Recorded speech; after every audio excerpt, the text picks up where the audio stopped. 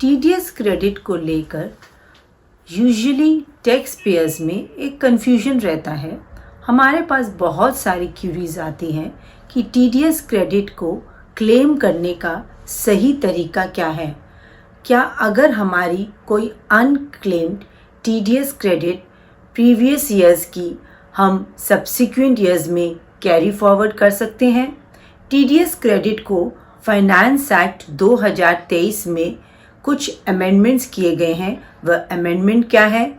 और new form 71 जो 1/10/2023 से सीबीटीटी ने नोटिफाई किया है, उसमें टैक्स पेयर्स को क्या बेनिफिट दिया गया है, इन सभी बातों को आज इस सेशन में हम आपके साथ डिस्कस करेंगे। Hi friends, welcome back to my channel. I am CA Anita Agarwal. यदि आपने अभी तक मेरा चैनल सब्सक्राइब नहीं किया तो subscribe my channel and press the bell icon ताकि आपको इस तरह की वैल्यूएबल इंफॉर्मेशंस की नोटिफिकेशन मिलती रहे। इन सभी बातों को समझने के लिए हम आपके साथ दो सिचुएशन डिस्कस करेंगे। सिचुएशन नंबर 1 में हम ये मान के चलते हैं कोई भी टैक्स प्रोफेशनल है, उसने अपने क्लाइंट के साथ उसे सर्विसेज प्रोवाइड करने का एक कॉन्ट्रैक्ट किया। उसकी एडवांस पेमेंट उसके क्लाइंट ने मार्च एंड के फाइनेंशियल ईयर में 21-22 में की और उस एडवांस पेमेंट में उसने एज पर सेक्शन 194J 10% का टीडीएस भी काट लिया। लेकिन अभी सर्विसेज एग्जीक्यूट नहीं हुई थी। वो सर्विसेज एग्जीक्यूट होनी थी फाइनेंशियल ईयर के 22-23 में, जून जुलाई में। इसलिए प्रोफेशनल ने उस इनकम को फाइनेंशियल ईयर 22-23 में ही रिकॉग्नाइज किया। अब उसका टीडीएस कटा फाइनेंशियल ईयर 21-22 में, पर इनकम रिकॉग्नाइज की फाइनेंशियल ईयर 22-23 में।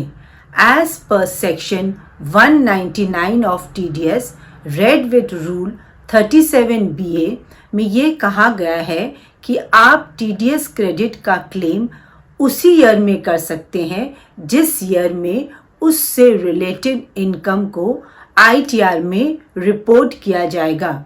सिचुएशन 1 में टैक्स प्रोफेशनल ने अपनी इनकम को फाइनेंशियल ईयर 22-23 में रिकॉग्नाइज किया और उसका टीडीएस कटा था 21-22 में।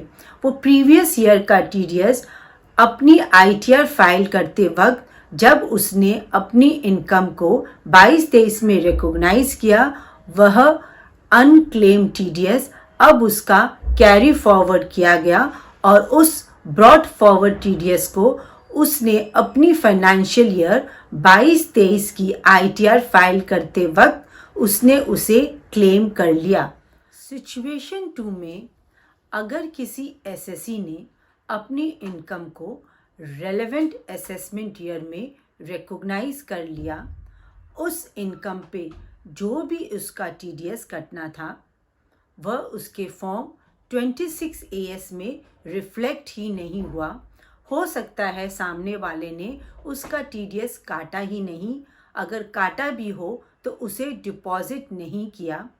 इस तरह जो भी इनकम हमारे प्रीवियस ईयर में रिकॉग्नाइज हो चुकी है पर उसका टीडीएस सब्सिक्वेंट ईयर में शो हो रहा है, इस तरह के टीडीएस को क्लेम करने में यूजुअली एसएससीज को दिक्कतों का सामना करना पड़ता है, क्योंकि इनकम ऑलरेडी रिकॉग्नाइज हो चुकी है, उस पे टैक्स भी एसएससी ने पे कर दिया है और रिवाइज रिटर्न फाइल करने की लास्ट डेट होती है 31 दिसंबर। तब तक भी उसका टीडीएस फॉर्म 26AS में रिफ्लेक्ट नहीं हुआ। हो सकता है सामने वाले ने उसका टीडीएस गवर्नमेंट को जनवरी में डिपॉजिट किया।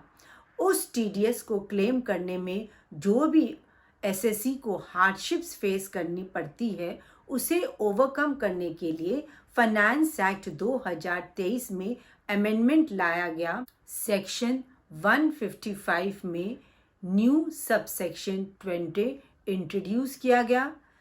Central Board of Direct Taxes ने new rule 134 of income tax rule में इंट्रोड्यूस किया और उन्होंने एक नया फॉर्म 71 नोटिफाई किया with effect from 1/10/2023 through notification number 73/2023 dated 30 August 2023।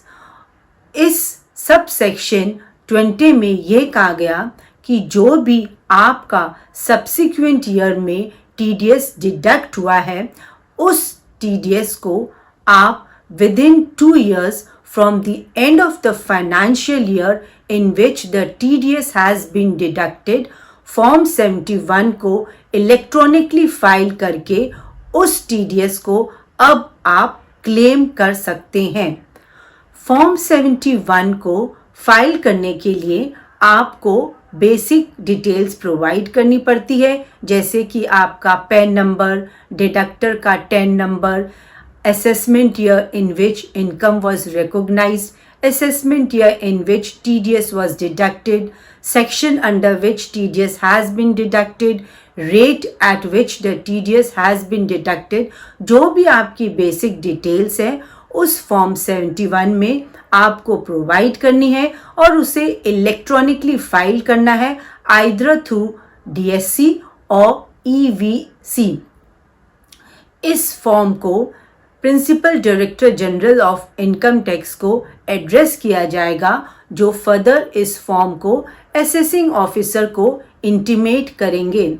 अगर कोई असेसमेंट ऑर्डर ऑलरेडी पास हो चुका है तो उसे असेसिंग ऑफिसर अमेंड करेगा, और अगर आपकी जो भी डिटेल्स आपने फॉर्म 71 में प्रोवाइड की हैं वह सभी डिटेल्स ओके हैं, देन आपको वो TDS क्रेडिट क्लेम करने के लिए असेसिंग ऑफिसर अलाउ करेगा। होप गाइस आपको TDS क्रेडिट से रिलेटेड जो भी आपकी क्यूरीज हैं काफ़ी हद तक अब रिजॉल्व हो चुकी होंगी। इस टॉपिक से रिलेटेड अब भी आपके मन में कोई भी डाउट एंड क्यूरीज है तो please let me know in the comment section. If this video has added value to you, like the video and share with your friends and relatives. Thanks for watching. Jai Hind.